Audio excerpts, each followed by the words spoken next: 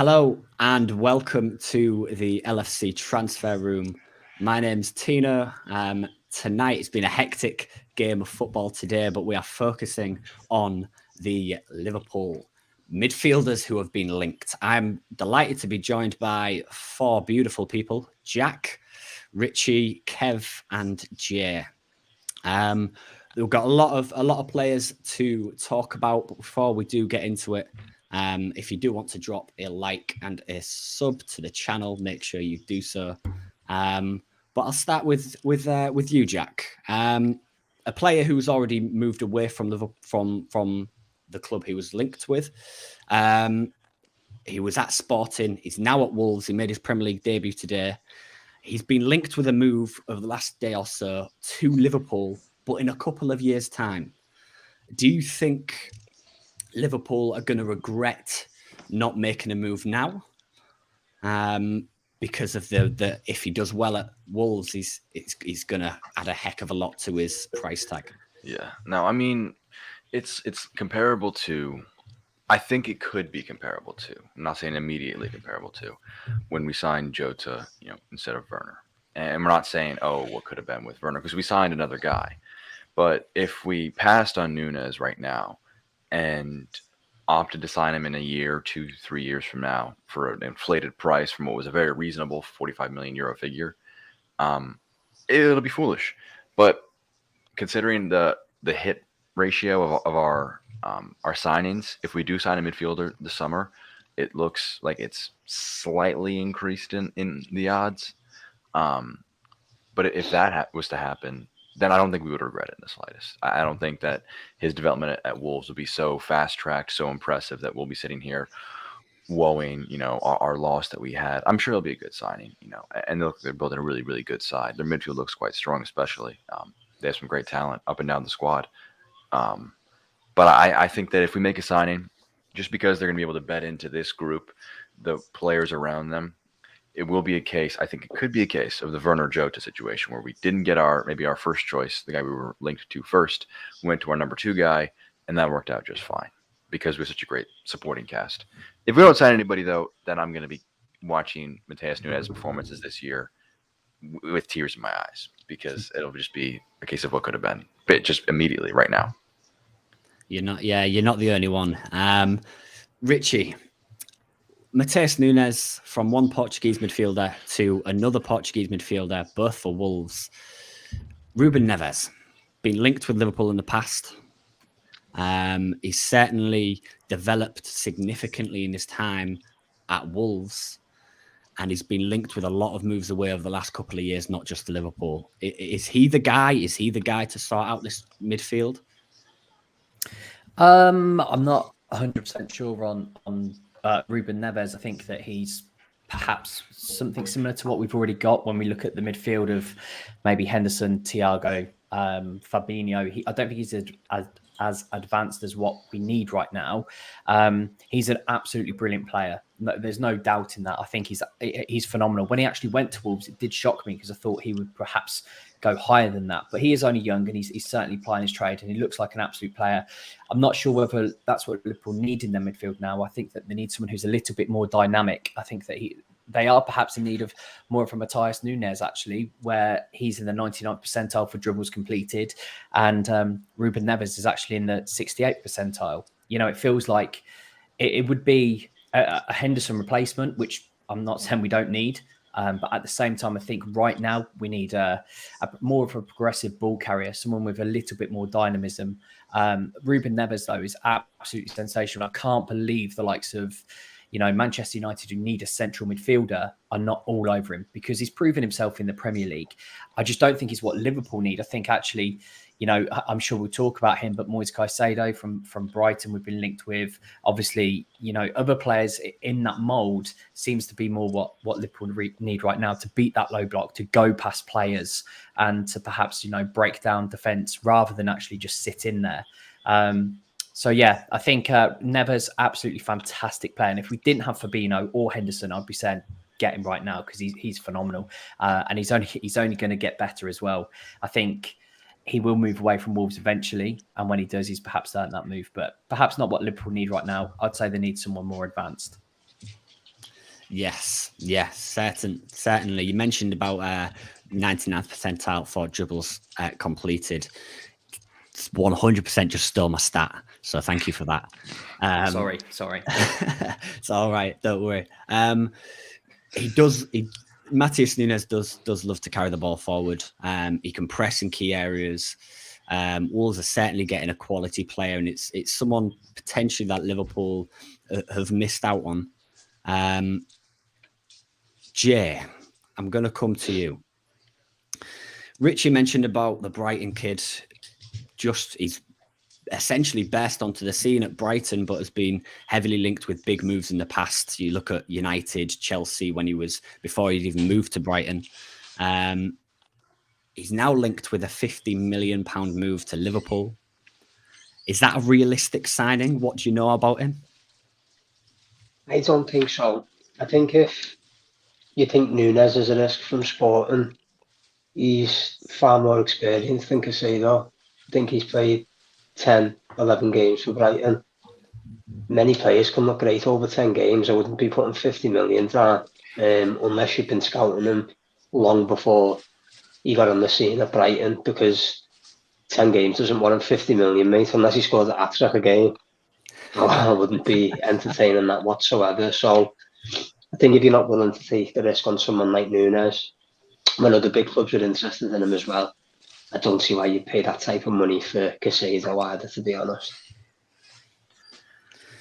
Yeah, it's certainly a hefty price tag for someone who's played not a lot of games for Brighton. He impressed at Independiente and is moved to Europe and certainly turned down a lot of big clubs. Kev, I'll come to you.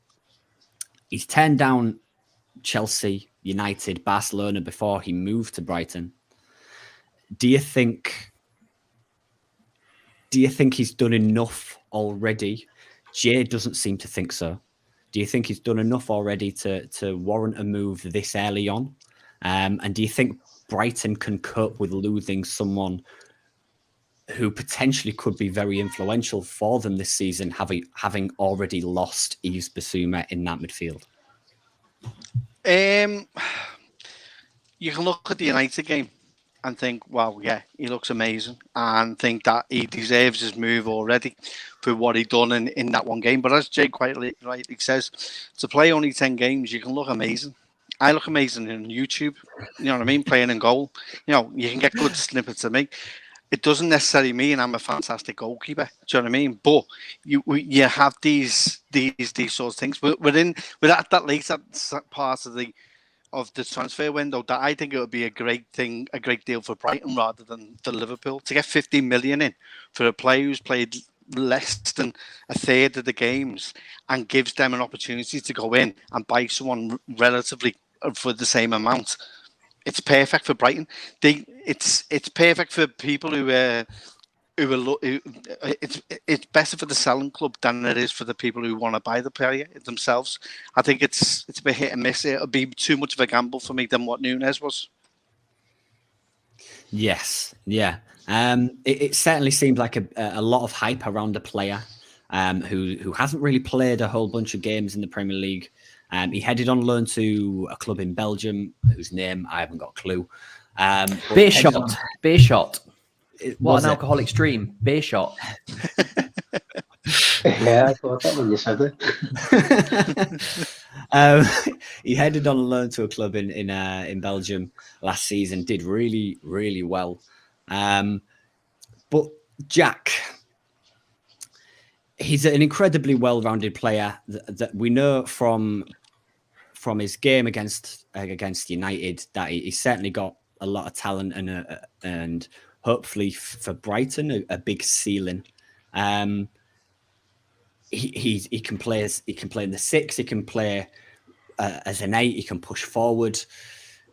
Would a player as versatile as he's shown in the past, briefly at Independiente, would a player as versatile as that, someone who can play as a 6, can play as an 8, can get forward, can press high, would that suit the Liverpool squad? Surely it would do. I don't think it could hurt in the slightest. You know, I mean,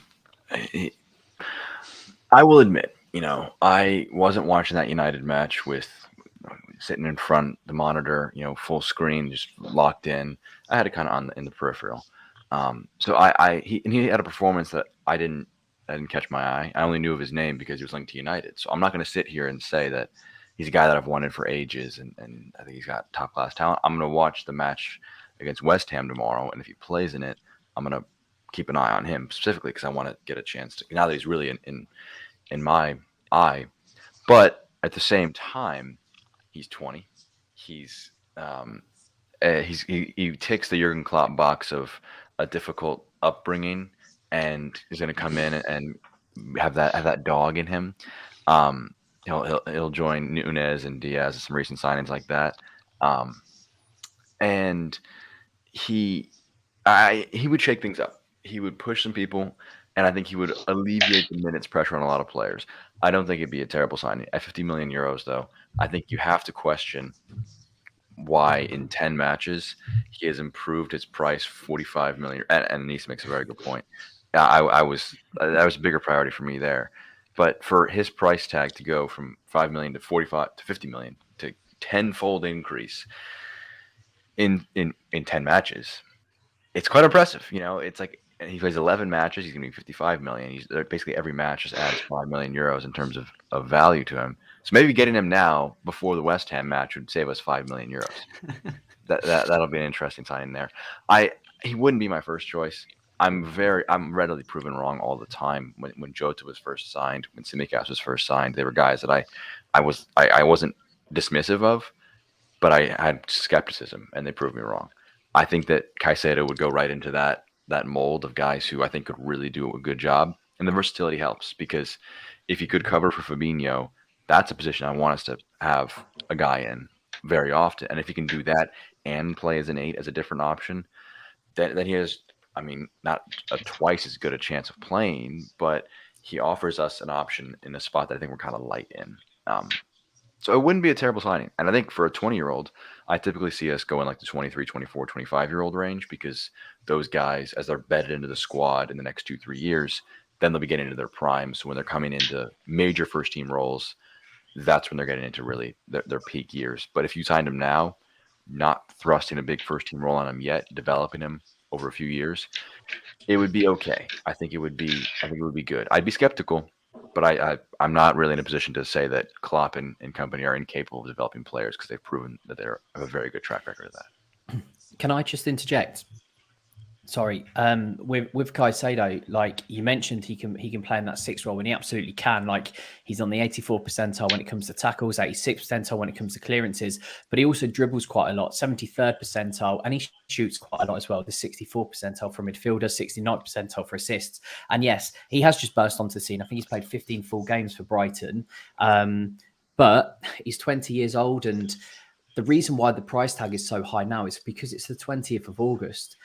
Brighton are going to absolutely milk it. They know that Liverpool are perhaps desperate. It seems like we're even talking as fans saying that we need midfielders. So obviously Brighton hierarchy is saying, well, you know what? We could probably put another 50 million on and they'll still buy someone like this because they need someone like this right now. With our injury, record in midfield, it's not great. Listen, he's 20 years old. And I think if we're talking, I didn't see what the rumours were, but if we're saying 45 million, I don't know. I feel like that's perhaps like recoupable for a 20-year-old, especially considering he won't be necessarily playing first team football every single time. So perhaps with Klopp's guidance and with the coaching that he can provide and all of his coaches can provide, he's only ever going to get better at 20 years old. It's not as if we're buying a 30-year-old like Casemiro, who perhaps is a good signing. I don't know. The jury's out. I personally don't think it is. But Casemiro is not going to get better. He's already at his prime. Man United aren't going to recoup that.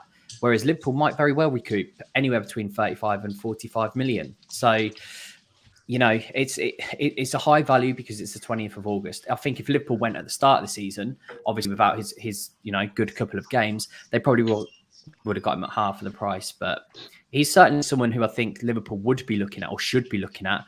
But, that's the reason why the value is so high. But with that, I'm sure he won't come in on a massive wage. And that will perhaps tempt FSG and co even more so because it will keep that wage structure down. Yeah, The wage is a very key one. It's something with our wage structure we look at when we're signing players.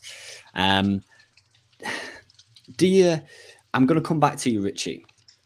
Given what you've just said, is there a particular player that stands out to you that you've seen, whether they've been linked or not? Is there a particular player you look at and you think we need him right now?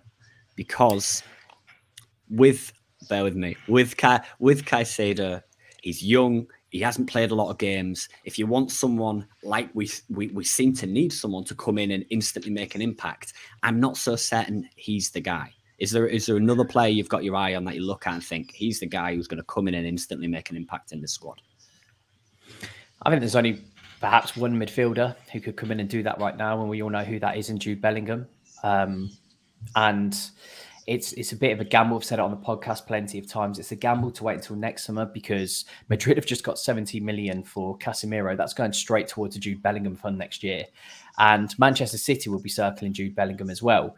So it's a little bit of a gamble waiting until next year. Now, that's fair enough because Dortmund said absolutely no chance this year. They already lost Haaland. Fair enough. But if he has a good World Cup and another good season, that 120 million euros might very well go up to 150, maybe to 180, depending on how well he does. But I think he's perhaps the only person who could come in right now. I like the James Maddison shout from Adam. I like that shout too. I just can't see Liverpool paying his wages and also waiting for Bellingham. And that's where I sit at the moment. It's a massive gamble. But if we can bring in Jude next summer, then I think perhaps it's worth the wait, if I'm completely honest, because he will transform our midfield. He will be that revolutionary signing that we need in midfield. So for me, it's Jude Bellingham. There's a couple of others, out there, but if that's who Klopp is putting all his eggs in one basket, and I think you've got to back that. I want to jump in on the Jude Bellingham thing as well. It's kind of been talked about a little bit, but we will need multiple midfielders. Even in the next 12 months, but also in the next 24 100%. months, because the argument you make is look at who's out of contract: Ox, Milner, Keita, and you can make the argument you could re-sign Keita, you could re-sign Milner. Milner's got a few more years in him; he's super fit. But then I ask you, should a 38-year-old James Milner be playing in the midfield for Liverpool as a regular starting option? He shouldn't be. There are just better options out there. He's a great guy. He's gonna be a great coach one day. And Naby Keita, Jay, you've won the debate heavily against me on this. Clearly, Klopp just doesn't trust him. I think there's a lot of talent there, but he didn't play him a single minute in that match against Palace, so he just did not trust him enough for that. And at the end of the day, Klopp, you have to trust the players you have, and if you don't, make some signings, make some changes to just get some fresh blood. But the point I wanted to make is, if Jude Bellingham is really the guy we're all in on, he's one of our 2/8s in our current system. Thiago is inconsistently fit in that left-sided spot. It'd be good to have someone who can push him as a backup. I think Keita's okay in that spot, but let's assume he's out of contract. He leaves. You need probably someone to fill that role. You need someone to probably fill Milner's role and Ox's role. And sure, Elliott and Jones could step up, but I think you still need another midfielder at least. So 2 midfielders are needed next summer. If you signed Caicedo, that's not excluding you from signing Bellingham. He could play as a 6. He could be the long-term heir to Fabinho. A guy like Barella, I would have loved, because he could be the right-sided 8 right now, and he could be a defensive midfielder option as well. So he would not stop us. He could also fill in the left center mid spot perfectly. He's the kind of guy who wouldn't stop us from making future moves. So if Bellingham is really what we're all in on, and that's all our eggs in that basket, I think it makes sense to make a sign in the summer, because if Firmino leaves as well, you realistically need at least 3 big signings: a new forward and 2 new midfielders. And if you're spending 100 million on Jude Bellingham, are we really going to sign 2 other players without selling off some other options, which we would need to then replace? It boggles my mind that we're not planning for the future in this instance. It makes sense to just deal with this problem before it becomes a major one. And I don't think we need someone who can come in for the United match or for the Bournemouth match or the next few matches. I think we're okay in the meantime. I think Elliott and Milner, as much as I dislike him as a long-term option, they can hold it down okay. But it's going to be the middle of the season when we're really need to rotate some options, when we need someone to come in and be able to be a different option. That's where I'm standing on things. Yeah. Is Jay, is this Is this fans overreacting, thinking in the short term we need someone? Jack mentioned about we're going to be okay for Bournemouth, we're going to be okay for United, but it's those gritty games when in December or in late in the season. Is this fans overreacting and thinking Klopp's been stubborn, or is this a genuine concern that we are very short on midfield? No, it's not an overreaction. I think if you asked 99% of Liverpool fans, even before the injuries this season, Liverpool needed a minimum of one midfielder to come in this year. Kate is injured all the time. Thiago's always picking up knocks. Henderson picks up knocks throughout the season. But the other side of it for me is, even if Kate and Oxlade-Chamberlain are fit, they're not good enough. People keep talking about stopgap signings and, it's only if it's for one season. If you bring a midfielder in that improves your squad, that's not a stopgap signing. That's called improving your squad and get rid of the dead weight, which is Oxlade-Chamberlain and Naby Keita. I know we had a big debate, me and Jack, about it the other week, but Naby Keita's had 4 years to make his mark on the squad. He hasn't. He's not going to. Oxlade-Chamberlain's been finished since the injury at Roma, which was 3-4 years ago. There's no point in having them players in there. So it's not an overreaction. I don't think it's got anything to do with the injuries. I think we just need better quality anyway, regardless of the injuries. And I think we've been a bit naive because next season, obviously, Milner's going to go, Oxlade-Chamberlain's going to go, chances are now Keita's going to go on a free. That's 3 midfielders down straight away. So I don't see Liverpool buying 3 new midfielders next season for top money. So I think if we don't get one this season, it's borderline stupidity, to be honest, because then you're relying on 3 new midfielders next season just gelling straight away, and that's not how it works, especially in the system that we play. It takes time to adapt. You've seen it with Robbo, and you've seen it with Fabinho. He didn't come straight in the side. They have to learn how to play our way. And even if we did outlay the kind of cash to sign Bellingham, like my dream summer, Bellingham, Barella, Christopher Nkunku, Frig hell, mate, I'd take that. and then Caicedo next summer as well. So you're spending, I mean, that's looking at 400 million. 400 million. Easily. And I just don't see that happening. But you see the squad revolutionized, made, I mean, half a decade younger in almost every position. And but do they walk in day one and gel all together? They wouldn't, because you'd have pretty much an entirely new midfield 3. You'd have a different option up front that'd be pushing things. You'd be changing things so drastically. I just think it's not. I mean, the center back, not signing a center back in 2020 was slightly excusable, because we had great options. You know, Matip, Gomez, Van Dijk are great options, and we clearly wanted to wait for Konate, I guess. So it was fine to not. It was okay. You could have gotten ahead of the issue and signed a 4th center back, so you wouldn't have had the catastrophe of that season. Could have done that, but I forgive that mistake. This just seems like such a no-brainer. Any midfielder right now just helps you so much. I would go from being pessimistic about trophy odds right now, but I think we still could win some and will win some, to being very confident.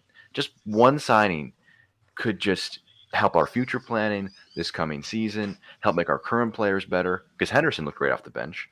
I thought he's a good rotation option coming into the match. It raises the thing is though, like I get it. Like, Klopp wants Bellingham quite clearly, and Liverpool are happy to wait. The Barella links right now. Barella doesn't want the move. Like, he doesn't want to leave. He's not leaving Italy, 100%. Liverpool are interested. That's as far as it goes, because Barella's not interested. So Barella's off the table. And then you are looking at players like Caicedo, because they are the players who perhaps, you know, moving from Brighton to Liverpool, it's not really going to be that much of a difference, really. It's not as if you're moving country. So it does seem, I mean, we've seen this from Klopp before. And to be fair, you know, I remember a couple of years ago when everyone said, "We'll sign Koulibaly then. Van Dijk's not coming. Sign Koulibaly."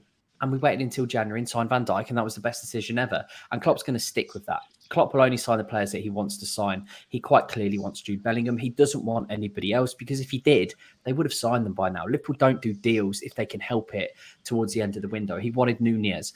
Fair play to FSG. forked out what could be Liverpool's highest transfer record. He wanted Alisson Becker. They forked it out.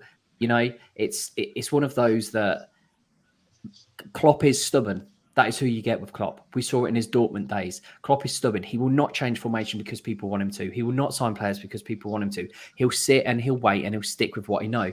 Now, that might be the detriment of Jurgen Klopp too. And we'll have to find out and see. But at the start of the season, he started with potentially 7 central midfielders for 3 positions. He probably thought he was covered. And they probably didn't scout as much, you know, in the midfield as what they could have done. So, I mean, this is what you're going to get with Jurgen Klopp, rightly or wrongly. And that's the difference, because Liverpool don't have an oligarch in charge. They don't have a massive powerhouse backing them where they can go out and spend 100 million on a Jack Grealish who doesn't play for a whole season, you know, and we'll just wait and we'll let him develop. Same as Mahrez. That's Liverpool, you know. Klopp will wait, and there's always an option. And I know I've just said Klopp won't change his formation, because he probably won't, but there is always an option of changing formation, having 2 midfielders. You know, I'm playing Firmino or Carvalho in that 10 role, or even Curtis Jones in that 10 role too. But it's a conundrum, isn't it? And I don't think fans are being overreactionary for wanting a midfielder. I just don't think many people, there's not very many options about. I don't disagree, Ritchie, but I'm going to pretend you're Klopp. So I'm going to ask you a question. Are we not signing a Fabinho backup, or someone to push him, or someone to back up Thiago? Is it just Bellingham next summer? Because if we're saying all because I agree with that's a Koulibaly Van Dijk comparison is very good. I agree with that. But that was one position. I think the midfield is so rotationary. There's so many options. Why does a midfield signing now exclude Bellingham next summer? Oh, I agree. I just don't think that we'll be spending the 50, 60 million on a Maddison if we're going to go and spend 120 million for a Bellingham. I think Klopp perhaps thinks that Hendo can play in that 6. We've seen Thiago and Millie play in that 6. We've even seen Curtis Jones play very, very deep too. So I think he feels like he has cover, let alone Tyler Morton as well, who I think will be our future number 6. You know, he's gone out on loan. I think in 3 years' time, when Fabinho perhaps regresses a little bit, Tyler Morton might be ready to step up. But if he's not, then yeah, we'll have to dip in the midfield. But again, which it is slightly the reason why Caicedo does make sense now to drop into that 6 role. But I mean, this is Klopp. Like I said, he's not flippant, and it's quite hard actually. I think Tottenham had this issue for very many years. Who's going to sign saying, okay, we're going to sit on the bench, but we're just going to keep you until Fabinho gets injured? Same as Tottenham. You're going to sit on the bench behind Harry Kane until Kane gets injured or he can't play. Are you okay with that? You know, players are going to want to play. I think Caicedo would be a blend of both, because he's a young guy, and I think me too could rotate. We're not disagreeing, obviously. I'm not like some. Yeah. It's just difficult, isn't it? Knowing, you know. Yeah. Klopp does not have an enviable position in the slightest, because he has to, you know, work with these guys. He's very personal relationships with all of them, clearly. And let's not forget, he was ready to sign Tchouaméni as well as Nunez. You know, he was the midfield option this year. That's who Liverpool wanted, was Tchouaméni. And even though he had an absolute stinker for Madrid the other night, he's still going to be an absolute player. You know, he's still going to be fantastic. And that's who Klopp wanted. I think fans see United, City, Chelsea spending money, and because we don't do it the same way, we spend what we earn. I think they're envious of that. They see like this FIFA, like football manager type deals going on with every other big club in the league. And you look at it and you can't help look at it and think, why can't we do that? Why can't Liverpool have that? Tino, I'm just going to put a question to you. Like, who from those teams, though, realistically, would you actually want to sign for Liverpool? That Chelsea have signed, or perhaps Man City have signed? I mean, Haaland excluding, because we went Nunez instead. Haaland was obviously nailed on at City. I would have loved Haaland at Liverpool. I think he would have been brilliant. But realistically, for the money that was spent, would you want any of those players at Liverpool? The only player I'd go for, but it would be short term, is Casemiro. Go double pivot, change the formation, go double pivot. I guess, or at least allows you to play that double pivot. he hasn't 70 played that a million. lot. Oh yeah, I know. Short term, stupid, but if I'm taking off my logical head and putting on my Liverpool hat, he's the guy. He's the only midfielder I've seen that have been signed this summer that I think, wow, that is an unbelievable signing for United, even though it is short term. He's the only one there. For me, I would take.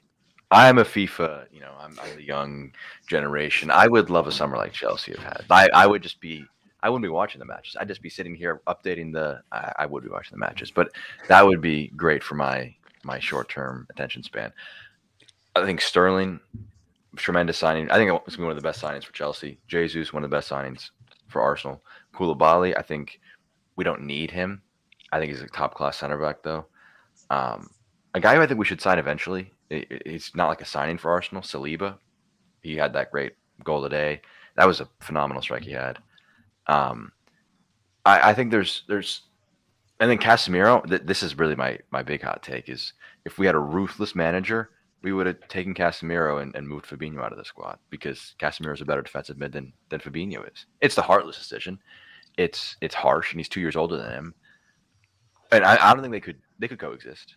But it would be a very just like win the ball back, pass it to your other good players. If you had Casemiro and Fabinho in the same midfield.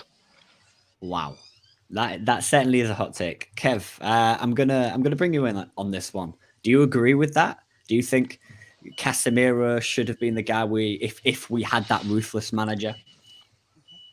If it was 3 years ago, yeah. I don't think United are going to get the Casemiro that they're expecting to get. I don't think in the short term he's going to change any of their issues whatsoever. I don't think it's a decent signing for me. He's the wrong side of 30. His wages are just astronomical, and it gets rid of the best McFred combination ever in that middle of their park. One signing like their manager is not going to change things. I think it's something that they've done to appease the fans and to get them on board behind the Glazers and stop any process they've got and trying to keep them happy by spending a bit of money.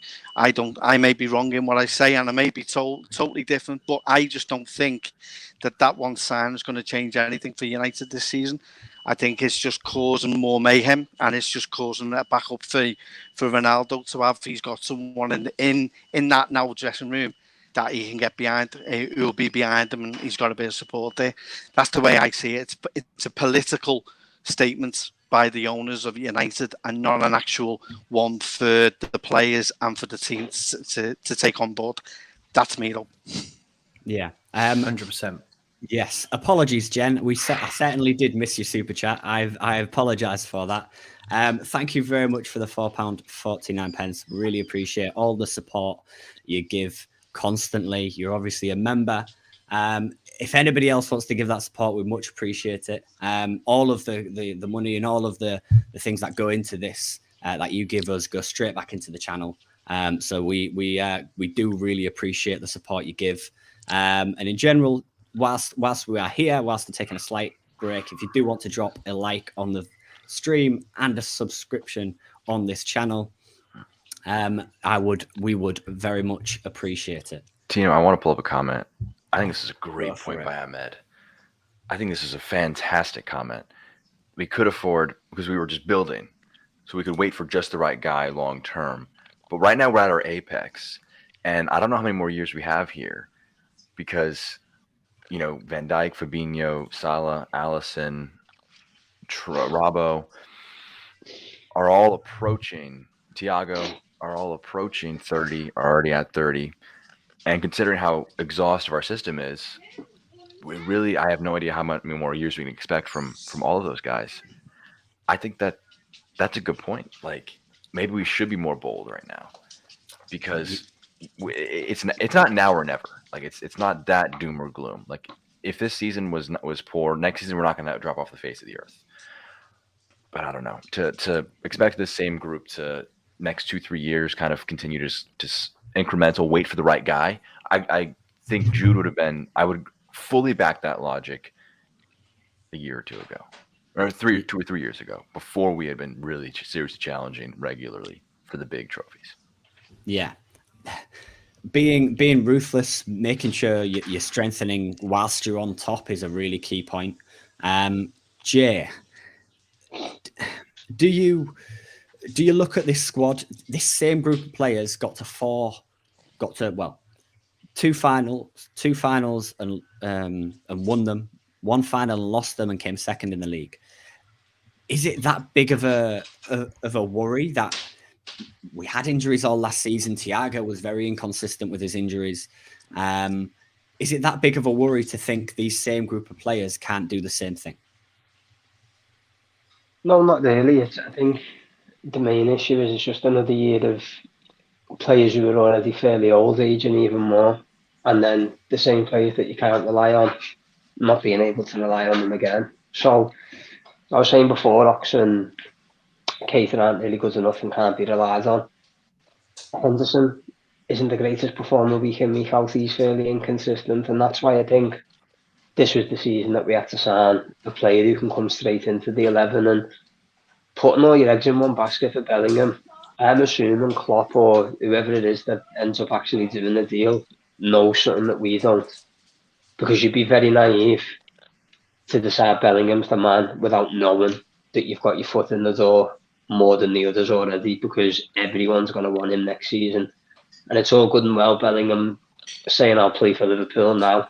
If someone puts a contract in front of him the way it happened to Mbappe, his head could easily turn. I'm not saying that's the way he is, but Mbappe had no intention of staying at Paris Saint-Germain, and he did, because he was given a ridiculous contract. When Real Madrid and Man City, potentially PSG, whatever they're going to be doing next year, they're all capable of putting a stupid contract in front of him, and he can still win. You sign for City, you're going to win trophies, and you're going to get paid handsomely to do it as well. It's a guarantee, more or less, you're going to win trophies. So it's one of them, mate. I feel like when Thiago's injured, the drop-off's huge. If he stays fit, then I always think we can compete on all levels. He did have injuries last season, but none of them were really prolonged for a long period of time, whereas I think if you miss him for a good chunk of the season, you're taking a lot out of the squad. Same with if Van Dijk was missing or Trent, for me. I think they're three players that change how we play a lot. When one of them are missing, you notice it more than everyone else, even Salah, I'd argue. Ritchie, with Thiago's injury and inconsistency, Jay just mentioned, is he a player that we now need to start looking at as a luxury? Do we need to start managing how many 90 minutes he does? We've had to do it with Matip in the past, where he can't play more than 2 games in a week. Is that something we need to start looking at if we're going to get the best out of him for the longest period of time?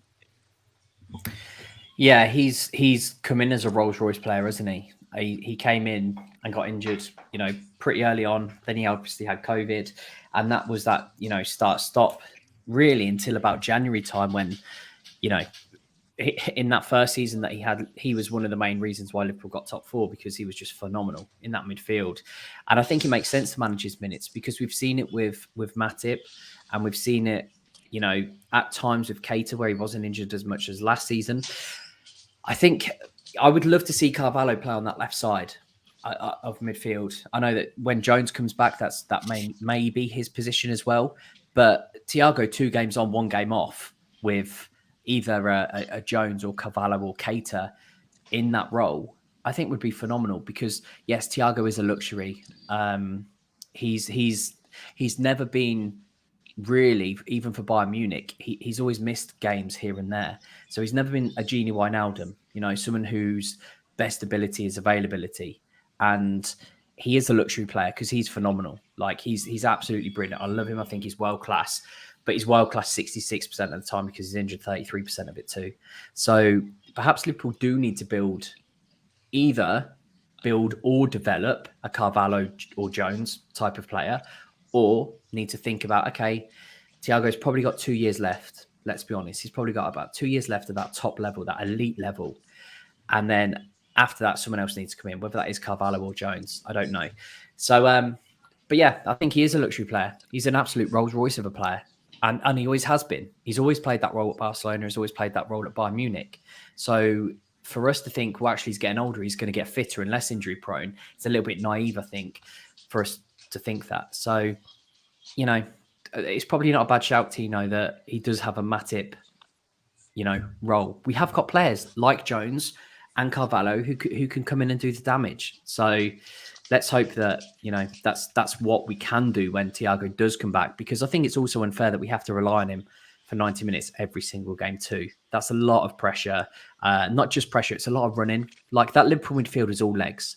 You know, it's all legs. You look at that Liverpool midfield, they're not asked to score goals. They might be asked to assist, but they're the engine. And, you know, Thiago's never been that sort of mold of a player. He's always been that player to break the lines. He's always been that player to try to break up play, no matter how many silly yellow cards he gets. But yeah, he is. He's a luxury player and he's a Rolls Royce of a player. And I think his minutes should be managed sensibly. Yes, yeah, he's one of those players, and I think everybody when he came in, we all knew how good of a player he was. And then he gets injured, and then he comes in and actually made a huge difference to the style and manner in which we play as well. With his injuries, Kev, is it time we throw, as Ritchie mentioned, Curtis, Carvalho, Harvey Elliott, is it time we throw them into the deep end and say, this guy's probably going to get injured a lot. This is your time when he's not there to take your Liverpool career by the scruff of the neck and demand a starting place. It goes back to what Rich said about Klopp being stubborn, and the fact that he's not going to go out and buy someone in the transfer window for need's sake. He will feel that this is the time, and to see how good Curtis actually is, Elliott, and we'll focus on those two to try and ensure that they can actually compete and can play in this first 11.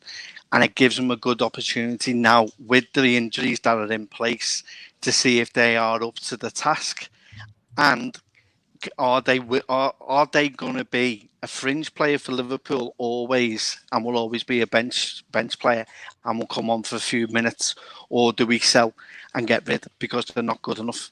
And it gives them a good insight into their mentality as a player, and also how good they are as well to come into this side. It gives them a perfect opportunity to see that. Whether they're good enough, I think they can be, but it's a big season for the pair of them, even more so now if we don't bring a midfielder in.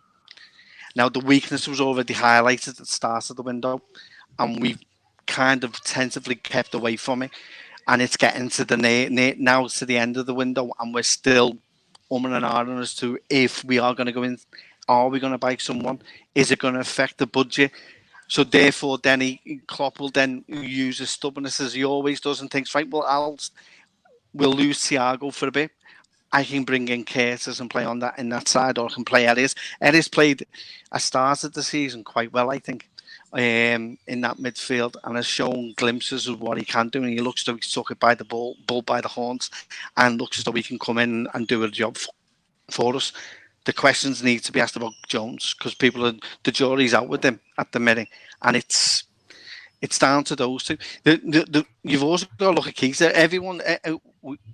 You lose Keita. I was looking at this week. You lose on average 15.5 games of him a season. That's how many games you lose. You lose 12 weeks of him on average over the course of a season, and you lose 27% of him in a season, in which we're averaging 53 games. It's not good enough. I've always supported Keita, but he's not the one, and him question whether he should be playing or more, and question why he doesn't get game time. Look at an injury record, lad. Give your head a wobble. You're not good enough, and when you are good enough, when you do come in, you're still a quaver, and you still break down halfway through a game as well. Do you know what I mean? So, at some point, we've got potential in our team, in our squad. Is this the right time to be questioned? They're how good they are and if they are capable.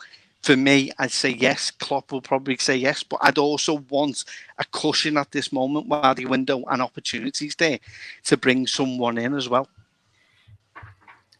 It's true. That's true.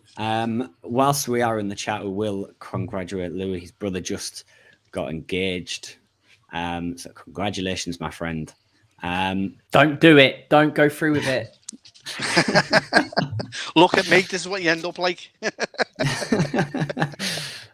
Jack, Kev just talked about Naby Keita not being good enough. I know we've had a lot of discussions in the past on this channel about whether he's good enough and whether he should play, whether he's our best midfielder or not. I'm personally in the camp that I'd rather trust my grandma to play in that midfield than anybody than Naby Keita. I don't think he's good enough. I think we've wasted too long on him, especially for the amount of money we paid. Do we give him another contract? Is he good enough for Liverpool Football Club? Is this the defining season of Naby Keita, which has been said for the last 4 years? He's good enough. I don't think you can look at what he does and say that he's not got talent. He's got talent at his peaks, but Klopp doesn't trust him. And at the end of the day, it may just not be a fit because of that. That Palace match really, it irked me. It hurt me deep down. Yeah, he was ill. He may not have trained a ton, but he used 4 out of 5 subs. You kept a Fabinho who looked absolutely exhausted at the end of that match on the pitch when you could have just brought Keita on. Just bring him on. See what he can do in 5-10 minutes. He's our best dribbler with the ball that can play in that center of the park. And that's how you beat low blocks. It is infuriating to me to see our fans beat each other over the heads with, like, why can't we beat teams who sit deep? Why do City teams are easier against City than they are against us? Because we make it difficult for ourselves. We try and cross the ball into the box when typically we haven't had an aerial threat in the box. We try and cross it in aimlessly. And Nunez always offer a threat, and so maybe this will be slightly better. But they keep it on the ground. City do. They keep it on the ground. They have dribblers from the midfield. They have creativity from the midfield. So they're not just relying on getting it out wide and pushing it inside, because if your biggest threats come from your width, it's easy to defend in low blocks. Naby Keita it makes no sense to push him out. I don't think he deserves a new contract because Klopp doesn't trust him. I think we should be using him, but if Klopp just doesn't want to use him, then at the end of the day, he shouldn't be here. If Klopp doesn't trust him, it's a waste for both parties, because someone else needs to be in the squad that Klopp can clearly trust, because he doesn't see, he clearly doesn't just see an importance in him playing that match. And that match infuriated me to no end, because Elliott looked solid. I thought we had decent moments that we were okay, but we were still passed through way too easily because our midfield, it's a half measure. We could be getting a guy who's more athletic to help us win those second balls. A Caicedo, I think, would do a bit better in that. A younger guy, a hungrier guy. We could get a James Maddison or a Yuri Tielemans, who is a more technically sound player who could play in that midfield, and we would sacrifice a bit defensively, but we would have a goal threat from the midfield, so it would help us against those low blocks when we have someone who you get the ball in the center of the park and there's actually a threat there.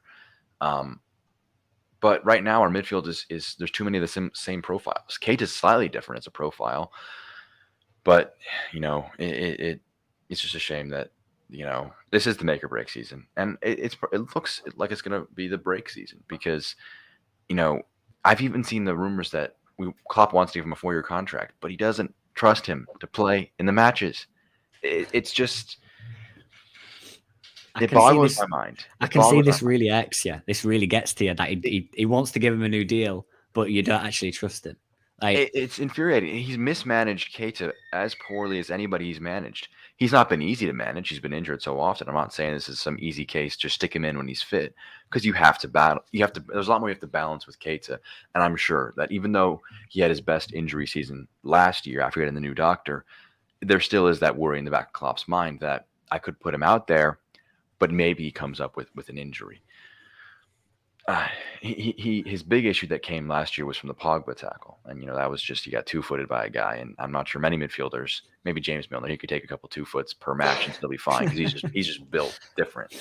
I think Keita there is no reasonable scenario, I think, this summer that sees Keita leave right now and us improve with our trophy chances, because even if he plays as little as he does right now, he still offers a threat at times. He still has a different profile at times. Bournemouth are back in the Prem, so you have a guaranteed 2 great performances from Naby Keita. So I'm going to milk those for all they're worth. And actually, that's next weekend, actually. So I need to get myself ready to really watch that match, because Naby Keita against Bournemouth, you know that's going to be a couple goals, couple assists. So a saucy performance. Yeah. Ritchie, we've talked about Naby Keita. Jack said he doesn't think it's the right time to sell him because of the profiles we have in the squad. Have we, as Anissa says, have we messed up by not selling them earlier on in the season, changing up the profiles we have in the squad, bringing in another defensive midfielder, whether it be SANDER, Berge or Casemiro or whoever, then bringing in someone a bit more attacking? Jacob Ramsey has been mentioned over the past couple of days on social media. Have we made that error? Have we made a mistake not selling those dead wood per se? I think we'll make a mistake if Keita goes on a free next season, because we've essentially spent 45 million and waited a whole season for him. So really, we've spent 5 years on Naby Keita. I can understand why Klopp would want to sign, or for Keita to sign a new contract, because it holds his value. It's better than him leaving on a free. Keita's not going to ask for more money, or certainly not significantly amounts of more money, because he's not earned it. So it makes sense from a business point of view to actually nail him down to a 4-year contract on perhaps 10, 15 grand a week better, because then we can sell him next summer rather than he go on a free. As things stand, perhaps he doesn't want to do that right now because he probably knows he's not in Liverpool's plans. So that might be an issue there too. But I think going forwards, Liverpool are going to pay through the nose for anyone now because it's so late in the window. A Jacob Ramsey is going to cost anywhere between 40, 50 million. I think anybody who we're linked with now are going to know that Liverpool are light in midfield and they need a midfielder, and rightly so. Liverpool will have to pay through the nose to get anybody in, as we've just seen with Casemiro, you know. So for me, it's we should have done it earlier in the summer, but as I alluded to earlier, we probably had 7 or 8 midfield options for 3, and Klopp thought that we were sound. Would we be having this conversation? We might very well have been, had Jones, Thiago, etc. not been injured, had Keita not had a cold or whatever he had in the last game. So it should have been sorted, yes. But had Thiago stayed fit for a season, played amazingly, I'm sure we all would have been happy to wait for Jude Bellingham, you know, or this incoming midfielder that we're supposedly signing. So it's all tricky, isn't it? Hindsight's a beautiful thing, and you know it's going to come back to bite anyone in the arse, because hindsight is always, you know, the perfect look on the past. It's just one of those things. Same as what we said about the centre half situation as well many years ago. Same as what we probably said last season about not signing a forward. It's the same thing. Hindsight's beautiful, you know, when it actually comes off. But it's tricky because Liverpool right now are probably going to have to. Anybody now is probably going to be double their value as what they would have been at the start of the summer, and that's because everyone knows Liverpool's situation. Yeah, that's certainly true. It's something that has been talked about by a lot of journalists recently. Liverpool like to get their business done early and like to sit back and laugh at those clubs on transfer deadline day who are panicking, buying players. Jay, Liverpool have evidently made a mistake, or as the consensus generally from fans is, Liverpool should have done more bits earlier on in the season. Should we have learnt from our mistakes with regards to the centre-back issues we've had? Should we have gone into this season and thought we need to sort out that midfield instead of that stubborn Jurgen Klopp or whatever, however you want to phrase it? Should we have learnt from that debacle with the centre-backs? In my opinion, mate, you're 100%, and even more so than the centre-backs, because the centre-backs didn't have a track record of being injured all the time. Gomez, the season we won the league, played more or less every game. Van Dijk hadn't had any big injuries for us. Matty, was in and out the side. Our midfield's been plagued with injury for 2-3 years. Keita's never had a proper run in the side. Oxlade-Chamberlain's been injured every season. Even Fabinho, who's probably the most reliable, still picks up 1 or 2 knocks a season where he misses a couple of games. So Ritchie says obviously the fans might have thought, not the fans, the board and management might have thought, Thiago might stay fit for the full season. You'd be borderline incompetent to think that could happen, because it never has. why all of a sudden would Thiago stay fit for a whole full season, or Keita, or Ox, or any other of them midfielders? Because every single one of them picks up knocks. Even Curtis Jones. Even Jones. There you go. You just got the word out my mouth, mate. So, for me, obviously the impact things kind of muddled our whole summer up, because I don't think Real Madrid go for Tchouaméni. If Mbappe signs, we get Tchouaméni. And I think what our mistake's been is we probably put all our eggs in that one basket, not expecting Real Madrid to move. Because I imagine Ox or Keita would have been sold had Tchouaméni signed. He didn't. I think our plan B, which wasn't a plan B, it was just a plan for next summer, would have been Bellingham. And Dortmund have straight out said no. So Tchouaméni, Bellingham would have been the targets for the next 2 summers, and neither of them are available, which has kind of left us in this situation that we're in. Of do we keep Keita or not? Because if it was down to me, mate, as soon as pre-season started, I'd have made it very clear to Keita and Oxlade-Chamberlain, you've got no future at Liverpool. You need to go and find yourself a club. We haven't done that. We've missed out on our top target, and now we're in a position of what Ritchie just said. We might have to offer Keita a new contract, which we probably don't want to do, just to get a bit of resale value on him. And every club in Europe and the world knows Liverpool is sweating for a midfielder, so we'll put a tax on that because you're dying for one, which is worth more money. So we've been a bit stupid this transfer window, if you ask me. Unless Klopp knows something I don't with the youths, that someone's going to come up and be unbelievable, I don't know. But I feel like we've been stumped a bit by Tchouaméni going to Real Madrid, and I think that shaped a lot of what's happened this summer. There's no way I believe that Klopp would have wanted to go into this season with both Ox and Keita. Ox couldn't even get in the squad last season when he was fit, I think, mate. That's a great point, Jay, because like both Ox and Keita, when players are fit, Klopp doesn't trust him. You know, I think our best midfield is still, and our only midfield to beat City, granted, it was a weaker City side, but it was Thiago, Keita, Fabinho, because they were technically secure. We did really well in transitions. Fabinho looked great in that match as well. And that got us through to the FA Cup final and one of our 2 trophies that year. But for some reason, Klopp doesn't value those performances as much as I clearly do. Ox, who I think has a good profile for the club, but injuries have killed him. He doesn't play him. And he's not a terrible option to have. Squad, mate. That's what I mean. That's why I'm not having that Klopp's plan to go into this season was to go with that midfield. You know it weren't, because he went for Tchouaméni. So we all know he knew we needed a midfielder. And I think they've been his 2 options, Tchouaméni, Bellingham. We've gone for Tchouaméni. He's gone to Real Madrid unexpectedly, and we've gone, shit, let's go in for Bellingham now. We've gone to Dortmund, and they've gone, look, he's not going this year. Haaland's already gone, we're not selling him. So then, like we've alluded to throughout the whole stream, Klopp doesn't just sign anyone. There is 2 choices. He's missed out on one. Can't get the other, so he's waiting for him next season. But I think you can easily put yourself in the same situation next season that you are this season, because Bellingham isn't guaranteed. Even if Bellingham's gave his word, it doesn't mean nothing until it comes down to it. So I certainly if hope City that there's storm, a plan B. If City storm the league this season, unless they do what they've never done before and win the Champions League, why would Jude Bellingham go to Liverpool when City can offer him everything? You know, Exactly.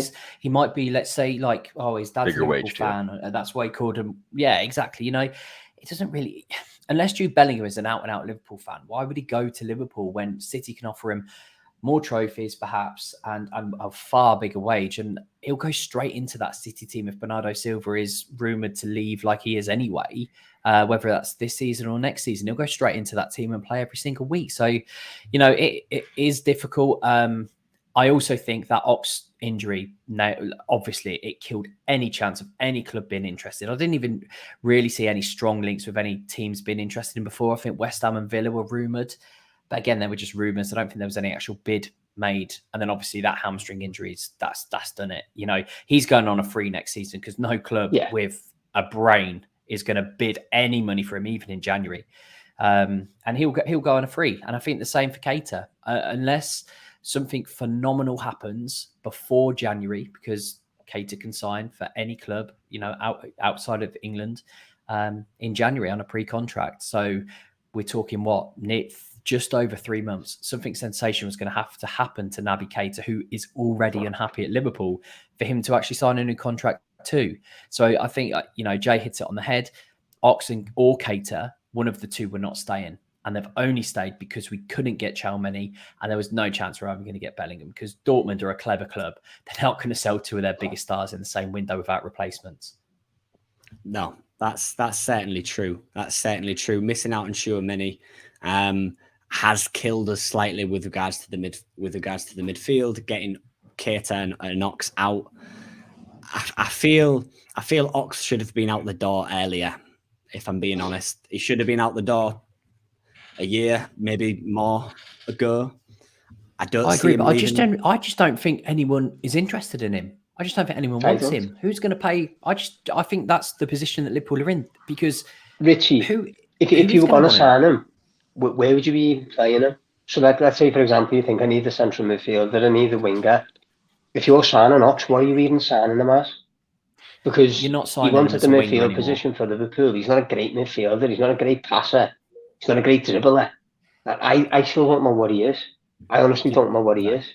He's a jack of all trades, master of none. I don't even think he's a jack of all trades. I just don't even think he is. Like, he was playing, yeah, because when we bought him, he was playing wing back, wasn't he? At Arsenal, he was playing right wing back. Yeah, when we bought him, so he's not a right forward. He's not a Mo Salah.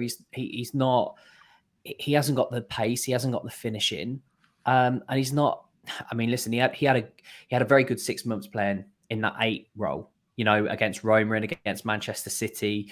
But to be a consistent 8, to be at that highest level, we've seen it with Keita, who we've mentioned, to be a consistent level at that number 8, you have to be doing it season after season for anyone to actually say, actually, that's the player I want. And Ox has never done that, and neither's Naby Keita for Liverpool. They've never played as that 8. We've never seen, a Steven Gerrard type. And I know he's 1 in a million, maybe a bad example, but someone who can deliver consistently good levels in an advanced midfield role, or as an 8 role, or even as a box-to-box, because neither of those two players are any of those. My big argument about every player in the midfield is that we've seen great, no, not seen, but we have world-class players in 5-6 positions of our squad. We have a tremendous group of players, but our midfield, amazingly, that right center mid spot, we're cool with going one short. I think it boggles my mind still that we have just not gone that tiny little bit extra. And I want to kind of go back a little bit. I think, and it comes down to Klopp. I don't think this is FSG. I don't think this is ownership. I don't think this is cash. The club makes too much money to be making a 12 or making a €12 million profit, or 12. What's our net spend right now? I know it's pretty close to even. Is it positive? 12 million. Positive. Net, so we've actually spent 12. Okay. Yeah, that's not a lot of money. That's not a lot of money. And so it's you could easily sign another 40 million, and you're not. That's a very standard summer. 60 million. That's a very standard summer. So I think it must be not a Klopp. And I think his priorities were Tchouaméni or Bellingham, not both, but one of the two. Then the next best option, I think, in his mind, was make Ox, Keita, and all those guys work. Figure out you have this is a case of throwing a lot of darts at the wall and hoping one sticks. But all of the darts are pretty dulled out, and they're not. There's not a great chance of it being able to catch onto the wall, because Elliott, you need him to develop really quick. Jones needs to fast track his development. His development's been very slow. I think he's got potential, but he hasn't moved, I think, at the rate I would have liked to see him move. Now he's his 3rd, 4th year in and around the first team. Keita, Ox, they don't trust him. And then Thiago, you got to hope that he stays fit. Then you have Henderson and Milner, who I think will be, decently consistent in terms of their fitness levels. But I don't think you want them playing major starting roles, at least not this early in the season. And then Fabinho, you need someone to kind of back him up.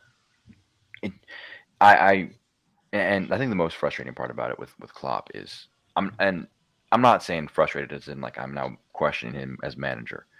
He's raised the standards so high that I want us to be winning these trophies, and he's gotten us there, and I'll always love him for that. But his defense of these players, and yet what his actions versus his words, there's been a disparity there, especially on Keita, especially on Ox. I think Elliott could be great, but I don't think you can thrust all that pressure onto a 19-year-old to catch all that and not drown basically in that midfield. Yeah, it's certainly tough. It is certainly tough. We are going to end it there. We do have a lot of coverage coming over the next couple of days. As Lewis has said, United previews tomorrow at 7:30. Coverage for the game starts at 10 o'clock on Monday morning. Make sure you subscribe to the channel, drop a like on the stream if you've enjoyed it. Thank you to Jack, Ritchie, Kev, and Jay for joining me today. But this is certainly going to be it for tonight. Thank you very much for joining us, and we'll catch you tomorrow.